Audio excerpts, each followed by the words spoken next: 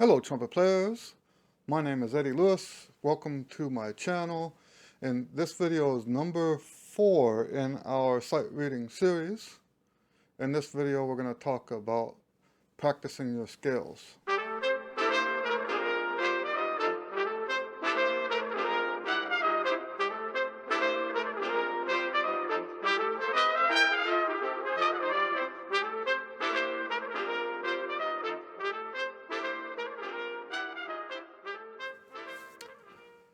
Using the word scales is probably the closest thing I'll do on YouTube to clickbait. And the reason I say that is because when I say practicing your scales, I really mean learning the keys, not the scales. I've talked about this before. The problem is other people don't speak that way. So when people are looking for what I'm talking about in this video, they're looking for stuff about the scales. And indeed, what I do and what I teach in this context is my version of the scales. But it would be a huge mistake to make the assumption that just practicing your scales will produce the benefit to sight reading that the traditional scales do. Now, that said, doing the traditional scales at least gives you some benefit. It's better to do them than to not do them. But what I'm talking about here is practicing your scales in a way that directly influences and impacts your sight reading in a big way. And this is important. There are two aspects, musical aspects, that we have to be, there's more than that, but two of them that we have to be absolutely automatic with in order for us to have great sight reading. One of them is the notes. The other one is the rhythms. If we don't have an automatic response to the way those are indicated on the paper, we cannot sight read. Sight read is when we perform real time. There's no practicing beforehand. The notes and the rhythms must be automatic. Now here's the problem. You make it worse for yourself if you treat every note as an individual note, or another way to say that is to treat every note equally. Those notes are not just notes. Those notes are steps of a sequence. If you learn the keys and you learn the sequences within the keys, that reduces the amount of processing that has to happen in your head before you're able to play the note. Because now you're looking at bigger patterns. It's just like reading. When you read words, sentences, you start off reading, yes, note by note, letter by letter, sounding it out. But the kind of sight reading we're talking about, you wouldn't be watching this video if you weren't trying to be able to sight read harder music than just sound it out level, right? So when we learn to read written language, English or any other language, when we learn to read that, we start sounding it out, and then after that immediate lowest level, right, we go to the intermediate level, which is what I was trying to say. We go to the intermediate level where we start reading words at a time. We don't look at each individual letter. We don't look at each individual letter. We look at the word and we say the word. Now, if we get to a word we don't know, we stop and we sound it out again. As we mature, we find ourselves collecting more and more vocabulary. and this is just as true in music.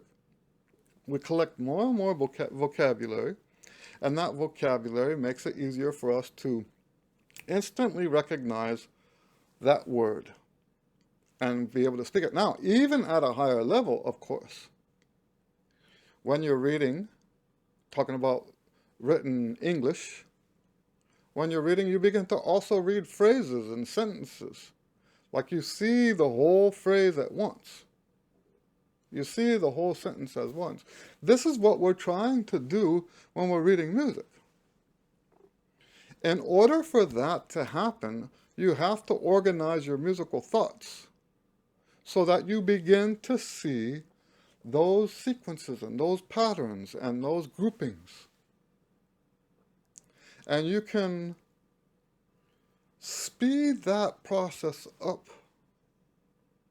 by learning to recognize those groupings and those patterns and those sequences within the context of the key. That's why I teach what I call tonalization studies. I've talked on YouTube a lot about tonalization studies. There are a bunch of them. I'll put a few links to some of those videos up here. And those tonalization studies are meant, the way I've said it in the past, they're meant to help you think in the key. What do I mean by think in the key? Exactly what I'm telling you here. Now, what's the biggest difference between tonalization studies and traditional scales?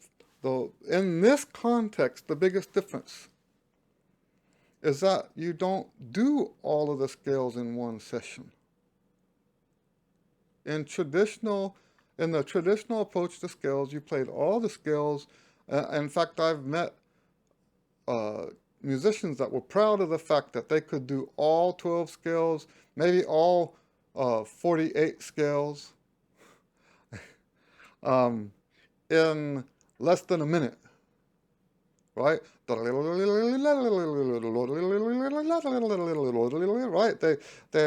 And you know what? That's not such a bad thing. It doesn't help with your sight reading. It's great for technique. It does not help with your sight reading. And by the way, while I'm at it, there's this theory, I've heard it both in the context of sight reading and improvisation. There's this theory that says if I have the technique to play anything, then I can sight read or improvise anything. It's a fallacious theory. It's not true. Because when we take, usually when they say, if I can play anything, they're talking about random notes and random sequences, right? That's not in the context of the key. It's actually much more productive to learn patterns within the key. I keep saying key because 99% of the music is tonal. Tertian, we call it. Tertian means based on thirds, based on the major scale, modes of the major scale. 99% of what we have to play as trumpet players is that way. Then we have the other 1%. I might be exaggerating just a bit. We have chromatic, whole tone, all the symmetric things. What I'm saying about keys also applies to those scales. You practice stuff that helps you think in that scale, which to me, the way I approach it, if I'm working on whole tone, I'm not thinking of it as a scale. When I'm working on the whole tone, I'm working on the whole tone as a new key. I like to think of the different keys as languages. And you can sort of think of the majors and the modes of the majors as Romance languages, you know. English is kind of sort of like German, is kind of sort of like French. I guess German is not a Romance, but European language, let's say it that way. Then you have other kinds of music that are different enough it would be more like Japanese, Chinese, Russian. Um, you see how that works? So the more time you spend, the tonalization concept is that the more time you spend in one of those at a time, the more automatic those patterns become. And this is extremely valuable for your sight reading because when you see that time signature, when you've trained yourself this way and you see that time signature, the notes in that time signature become automatic. It's like turning a dial. And you can turn it to E, and now your mind thinks in E. Then you turn it to G flat, and now your mind thinks in G flat. Then you turn it to B flat, now your mind thinks in B flat. It's automatic. Those notes become automatic. So these tonalization studies are scale studies. They're comprehensive scale studies. They're comprehensive in the fact that they cover your full range, and they cover 4 variations of the traditional patterns. I'm not going to go any more into it than that. I'm just going to say that those tonalization studies are important. They're beneficial. If you're trying to learn how to sight read, they're for trumpet players, they're the best thing that I've found. Yes, I know I wrote them, but I wouldn't have written them if I could find something. That's how I do this. If there was something already out there that does this, I would not have written what I wrote. But there's nothing like it. There are things that come close. Most of them are jazz studies. There are some exercises, scale exercises out there that come close to what I teach, but they are not as thorough as what I teach. And those tonalization studies are your first step to making that work. Now, what happens if you don't have access to the tonalization studies? Maybe you don't have money for it, or you don't believe in buying books, or whatever it is. I guess that's not a good example because what I'm about to tell you is the option that you can do is to use other books. But my point is, if you don't have access to my books, you can take what you do have and do everything you have.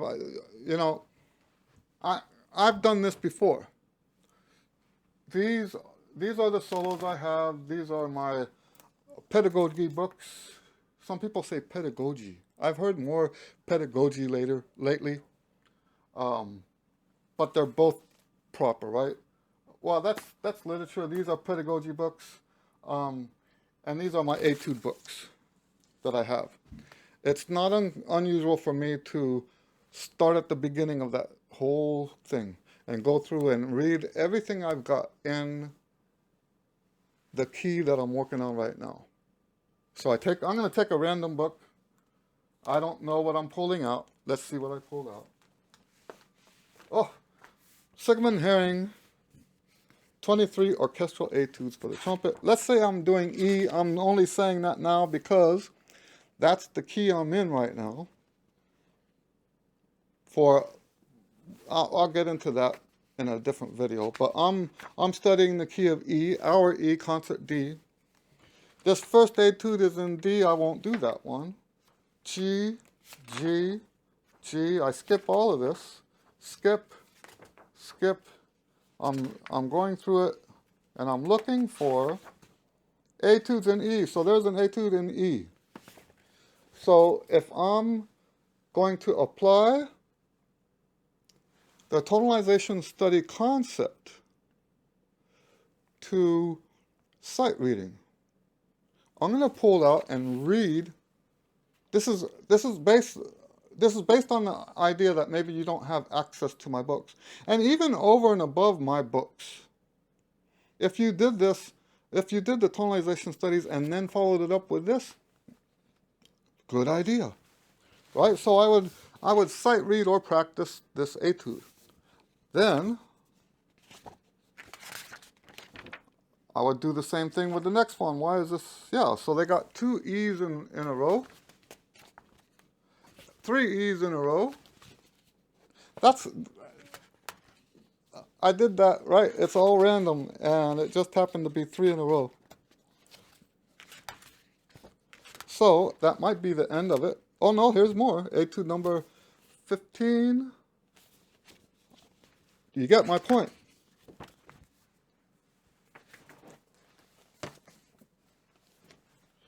So you would go through every book that you own, every piece of music that you own, and wherever the key signature is, 4 sharps. Play all of it. That includes, by the way, the Clark book. A lot of people like to use the Clark book. If you don't have my books, but you have the Clark book, you can go through the whole Clark book, just doing the exercises in the key you're on today. You know, this isn't actually my original idea, now that I'm thinking about it. There's a John J. Haney book where he took all the exercises from the, what's it called? Anyway, he took it's one of the books that I actually tell people was one of the most influential books in my writing. Ernest S. Williams' Secret of Technique Preservation, or something like that, right? That book is what taught me what a routine was. I'm probably most well known for my routine books. That's slowly becoming not true because my trumpet hymn book is actually becoming quite popular, right? But for decades, I've been known for my routine books because they work. My concept of what a routine is comes from that original Ernest S. Williams book. Well, John J. Haney later took that book and rearranged it so that you did all the stuff in this key first, then the next, what I would do was different ones in different days. The next one on a different key, different key, different key. I hope I'm not remembering this wrong, but that's how I remember it. I've got it in here somewhere. So yes, that's the tonalization study concept, is you spend more time in one key. Now, how does that help your sight reading? You start to form patterns in your mind that have that key as a frame. We talk about frame of mind, right? The perspective. When you approach those patterns from the perspective of the key, it becomes immediately useful in an automatic way for your sight reading. Now, this is a process that takes time, but it takes a lot less time than when you do stuff in every key like da da da da da da da da da da da da da da da da da da, right? When you do that, it takes longer to get to better sight reading. Because you haven't, all you've learned is finger patterns. You haven't actually learned to think in those keys. I've said this before, that these tonalization studies are not just for sight reading, but also for improvisation and playing by ear and stuff like that. I think there's, you've heard me say before that I have a problem with what I call academic music. And this is not meant nearly as much as an insult as it sounds. I'm trying to distinguish what's theoretically correct and what actually works. And there are a lot of people that teach fingering studies. In fact, I've got a bunch of those books too. My favorite, if I'm not mistaken, The name of the guy is Ian McNeil or something like that. I'm not going to try to look it up. But there's a jazz study book that has a bunch of odd fingerings in it, like 1 and 2 measure fingerings, and you just repeat them over and over again. And I used to do that in college and high school and up into the beginning of my career. After I got so deep into my own tonalization studies, I realized that those fingerings are not as beneficial. When I talk about the trappings of academic music, it's as if we take musical elements and separate them from the actual culture, the actual expression. It's like, and sometimes we have to do that to get better at that. But academia takes it too far. So when I talk about mastering the fingerings, that's when you do those fingering exercises, it does not help your sight reading in the way that these tonalization studies do. There's just not enough of a connection to the real thing. I say about academic stuff that it's musical thoughts that have been quarantined from the human element, right?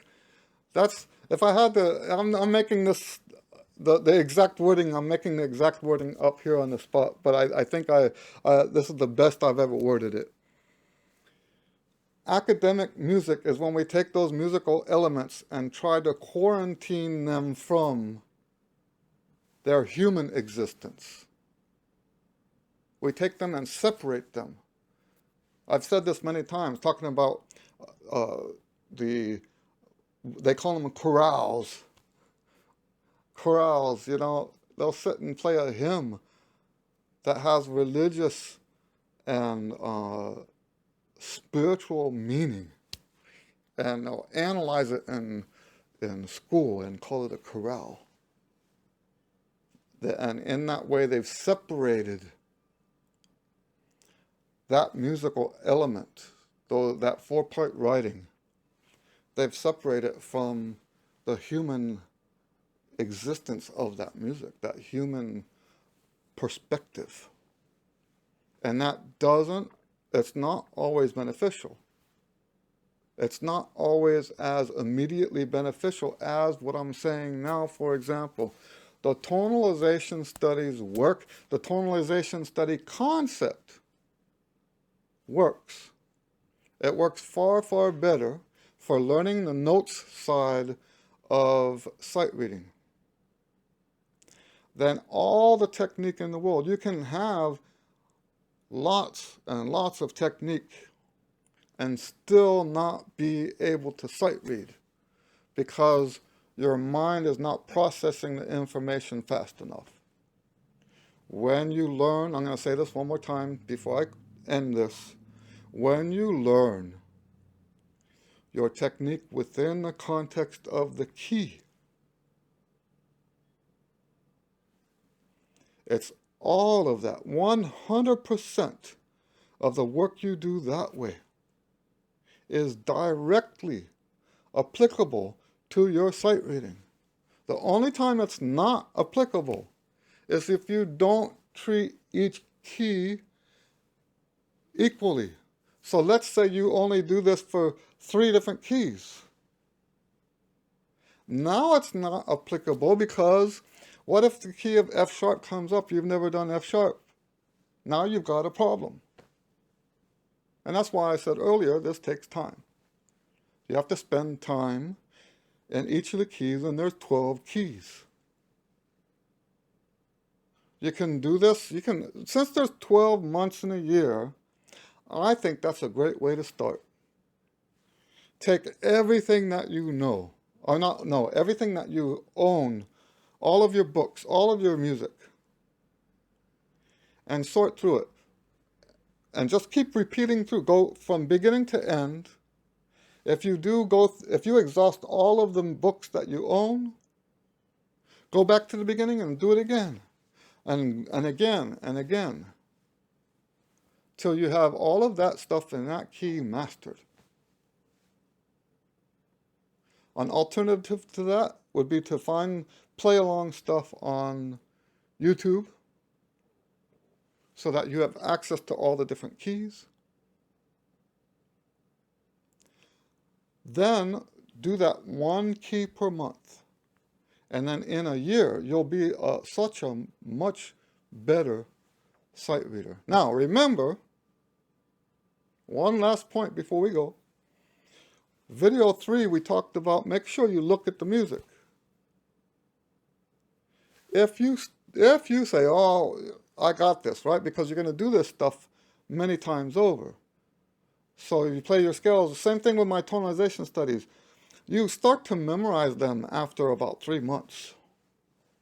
You can't help but memorize them because it's so structured and you know, symmetric. The intervals just make sense. So it's easy to look away and start looking out the window when you're practicing. If you're trying to improve your sight reading, don't do that. And I told you in the last video, if you're trying to improve your improvisation, then you do all that look out the window stuff. Right tool for the right problem. Okay? Now, if you have questions, please feel free to ask down below. I do have tonalization study books for several different technique levels. I recently discovered that some of my books are not as available as I thought they were. We are currently working on that. There are more available as ebooks than there are as physical books. It's taking me a little longer than I expected to get the physical books up and running. So if you want to buy the tonalization studies, just look them up. There are different tonalization studies for different range levels. So if you have a range up to high C, you do the one that says Tonalization Pro. Then there's low ones, medium ones. It's supposed to be to your full range. And different people have different ranges, so there's different books. And like I said, we're still working on getting all of those out there. Now, other than that, God bless you, and we'll see you on the next video. Thank you very much.